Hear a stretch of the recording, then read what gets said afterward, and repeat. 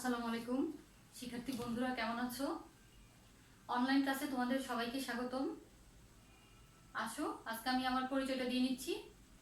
প্রিয়াঙ্কা মজুমদার, সহকারী শিক্ষক, police line উচ্চ বিদ্যালয়, কুমিল্লা। আজকে আমি এসএসসি পরীক্ষার্থীদের জন্য খুব গুরুত্বপূর্ণ একটি প্রবন্ধ নিয়ে আলোচনা করব। আমাদের বাংলা প্রথম পত্র বইয়ের সাহিত্যের রূপ ও রীতি প্রবন্ধটি নিয়ে। বন্ধুরা, এটি তোমাদের জন্য খুবই গুরুত্বপূর্ণ, বিশেষ করে যারা সাহিত্য ছাত্র বা সাহিত্য সম্পর্কে জানতে আগ্রহী তাদের জন্য এই প্রবন্ধটি খুবই গুরুত্বপূর্ণ। সাহিত্যের রূপ ও রীতি প্রবন্ধটি লিখেছেন হায়াত মাহমুদ। লেখকের পরিচয় সম্পর্কে আমরা প্রথমে কিছুটা জেনে নিব। হায়াত মাহমুদ পশ্চিমবঙ্গের হুগলি জেলায় ২রা জুলাই ১৯৩৯ সালে জন্মগ্রহণ করেছিলেন। তিনি ঢাকা বিশ্ববিদ্যালয় থেকে স্নাতক ও স্নাতকোত্তর ডিগ্রি অর্জন করেছেন। পরবর্তীতে হায়াত মাহমুদ কলকাতার যাদবপুর বিশ্ববিদ্যালয়ে পিএইচডি ডিগ্রি অর্জন করেছেন।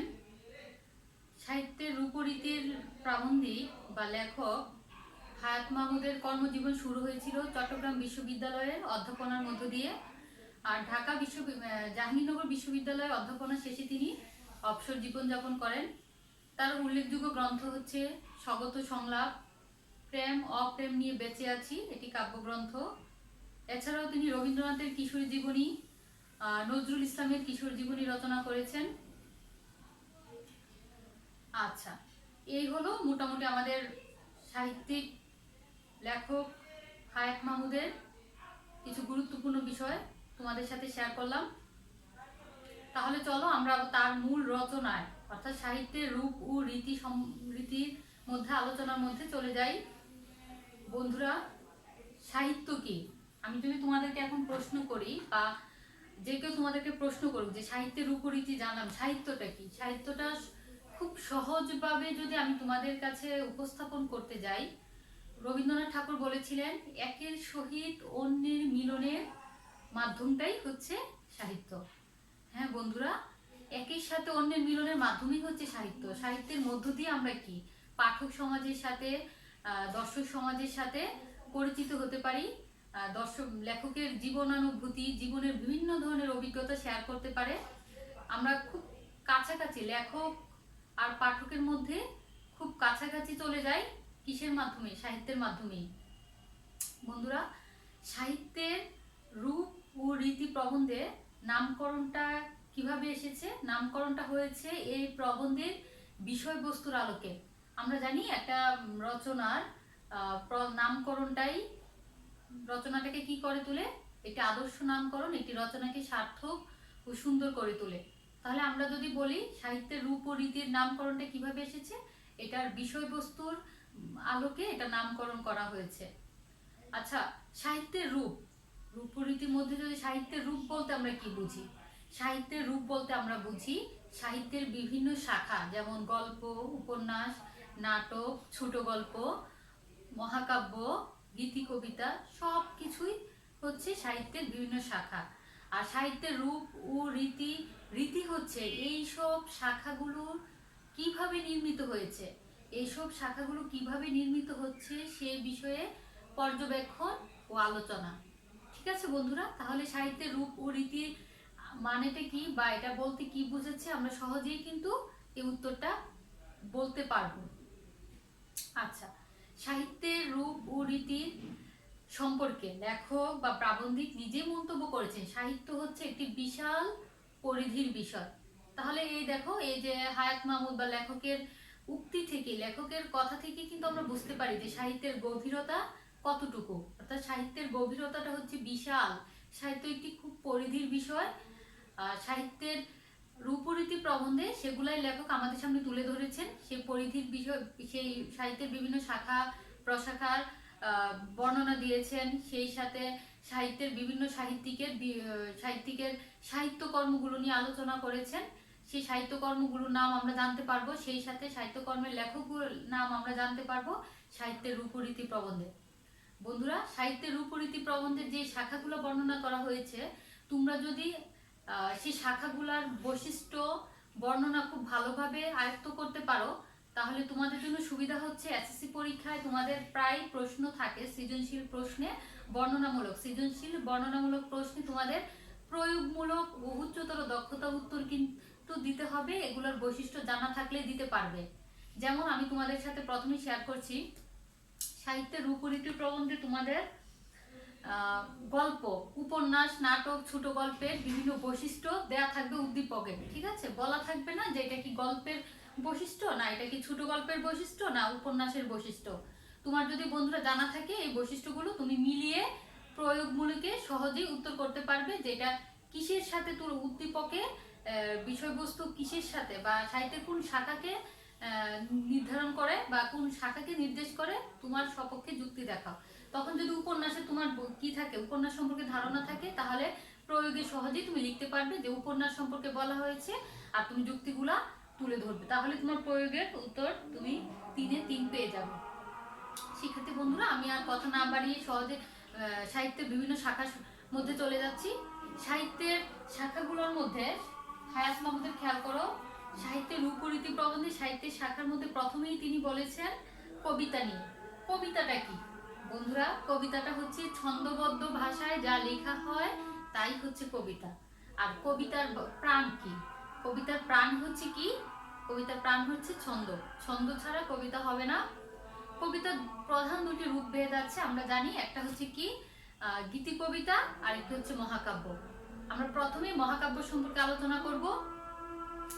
পৃথিবীতে জাত মহাকাব্য কয়টি? আমরা জানি পৃথিবীতে জাত মহাকাব্য হচ্ছে 4টি। একটি হচ্ছে রামায়ণ, মহাভারত, ইলিয়াড, ওডিসি। আজকে দেখো প্রাচীন দুটি মহাকাব্যের নাম আমরা জানি, রামায়ণ, মহাভারত।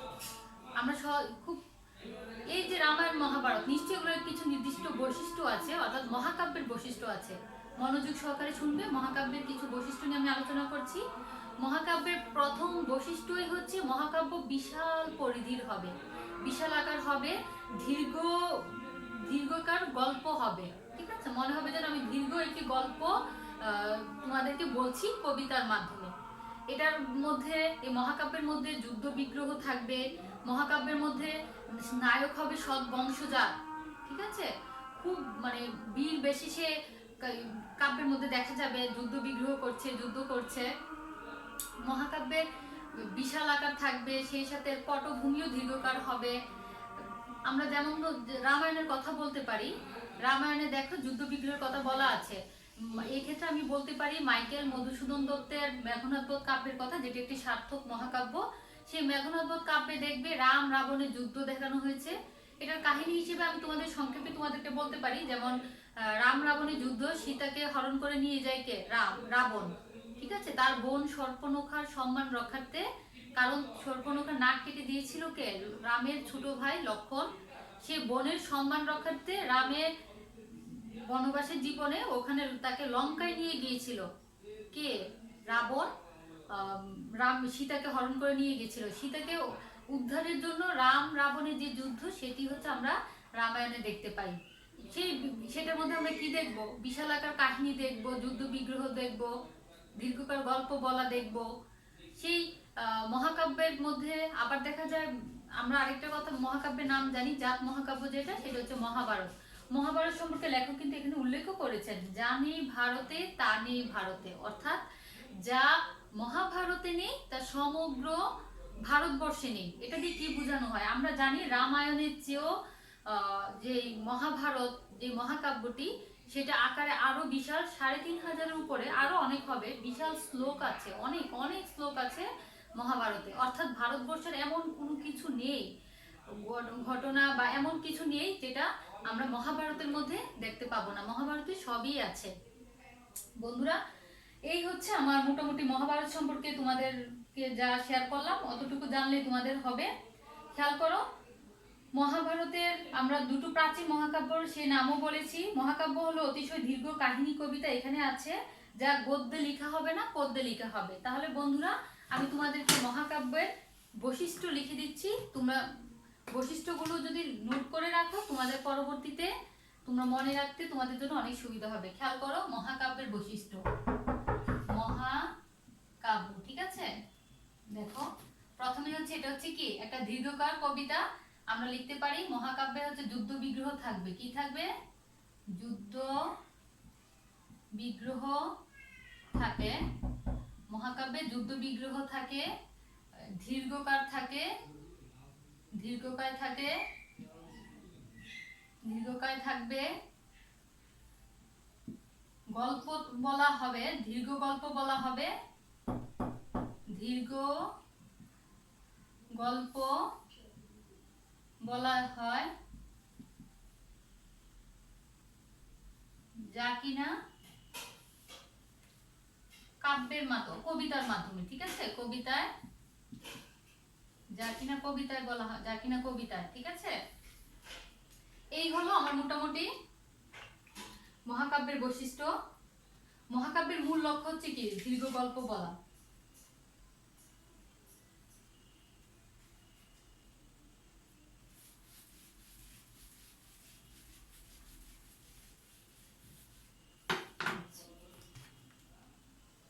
বন্ধুরা, আমরা কবিতার পর যাব। কবিতার দুটি রূপভেদ নিয়ে আলোচনা করছিলাম, একটা হচ্ছে মহাকাব্য আর একটা হচ্ছে কি? গীতি কবিতা। তাহলে এবার আমরা গীতি কবিতায় চলে যাচ্ছি।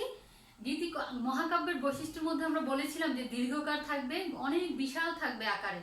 তাহলে গীতি কবিতা নিয়ে যদি আমরা বলি তাহলে কি হবে? গীতি কবিতা হবে মহাকাব্যের মতো দীর্ঘকার হবে না, গীতি কবিতা আকারে ছোট হবে। বক্তার ভাবোচ্ছ্বাসের পরিস্ফুটন মাত্রই যাহার উদ্দেশ্য, সেটাই হচ্ছে আমার গীতি কবিতা। আর এই কথাটি বলেছিলেন ঔপন্যাসিক বঙ্কিমচন্দ্র চট্টোপাধ্যায়। আচ্ছা, বক্তার মনের পরিস্ফুটন থাকবে, যেটা দীর্ঘকার হবে না, এটা একটু সহজ সরল থাকবে গীতি কবিতা। আর গীতি কবিতার ক্ষেত্রে আমরা বলতে পারি, প্রাচীন গীতি কবিতার নিদর্শন হিসেবে আমরা বলতে পারি বৈষ্ণব কবিতাবলীর কথা বা বৈষ্ণব পদাবলীর কথা, গীতি কবিতার আদর্শ নিদর্শন, ঠিক আছে।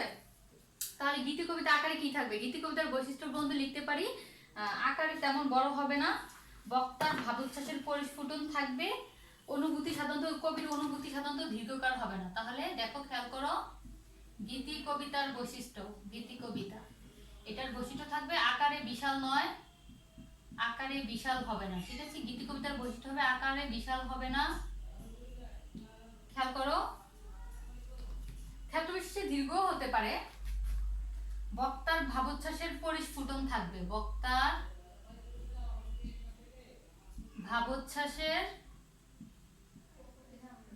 ভাবোচ্ছ্বাসের পরিস্ফুটন হবে। তাহলে খেয়াল করো, আমরা গীতি কবিতা নিদর্শন হিসেবে লিখতে পারি বৈষ্ণব কবিতা বলি। কি লিখতে পারি? বৈষ্ণব কবিতা বলি।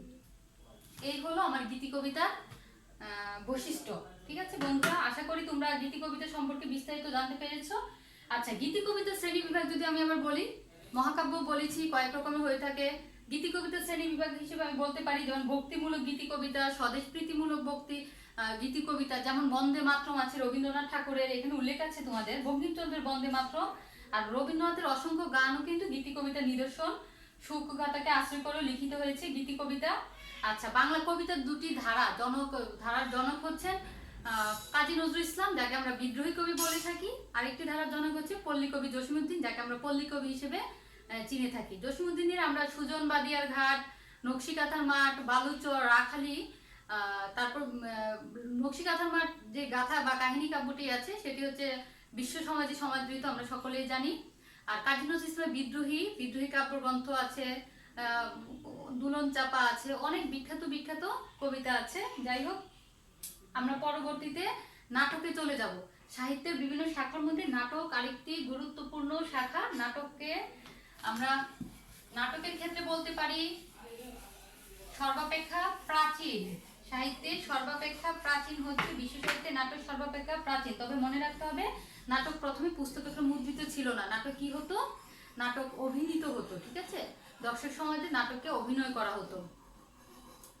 নাটককে এই জন্য কি বলা হয়? দৃশ্যকাব্য বলা হয়। আমরা নাটকের সংজ্ঞার মধ্যে বলতে পারি যা দৃশ্য ও শ্রব্যকাব্যের সমন্বয়ে রঙ্গমঞ্চে দর্শকের সামনে কি হয়, মঞ্চায়িত করা হয় বা অভিনীত করা হয়, সেটাই হচ্ছে নাটক।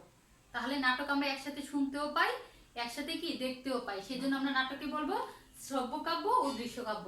খেয়াল করো, নাটকই হচ্ছে একমাত্র শাখা যা সরাসরি সমাজ ও ও পাঠক গোষ্ঠীকে কি করবে, প্রভাবিত করবে, সরাসরি প্রভাবিত করে। আচ্ছা ঠিক আছে। নাটকের লক্ষ্য পাঠক নয়, নাটকের লক্ষ্য সবসময় কি দর্শক সমান। উপন্যাসের যেমন লক্ষ্য থাকে পাঠক পড়বে, আর নাটকের লক্ষ্য থাকে যে দর্শকরা নাটকটি দেখবে, উপভোগ করবে। নাটক মূলত 5টি অঙ্কে বিভক্ত থাকে। আমরা পরবর্তী ক্লাসে নাটকের 5টি অঙ্ক সম্পর্কে বিস্তারিত জানবো, ঠিক আছে। সেই সাথে আমরা দ্বিজেন্দ্রলাল রায়, কাজী নজরুল ইসলাম, রবীন্দ্রনাথ ঠাকুর, দীনবন্ধু মিত্র, মীর মোশাররফ হোসেনের কিছু নাটক বা কিছু সাহিত্যকর্ম নিয়ে আলোচনা করব। বন্ধুরা আজকে অতটুকুই। আগামী ক্লাসে আমি তার পরবর্তী সাহিত্যের শাখাগুলো নিয়ে পরবর্তী ক্লাসে তোমাদের সামনে বিস্তারিত আলোচনা করব। প্রত্যেকেই মনোযোগ দিয়ে আমার আলোচনা শুনবে, সেই সাথে তোমরা পাঠ্য বইটাকে খুব গুরুত্ব সহকারে দেখবে। ঠিক আছে বন্ধুরা, আজকে এই পর্যন্তই। সবাই ভালো থাকো। আল্লাহ হাফেজ।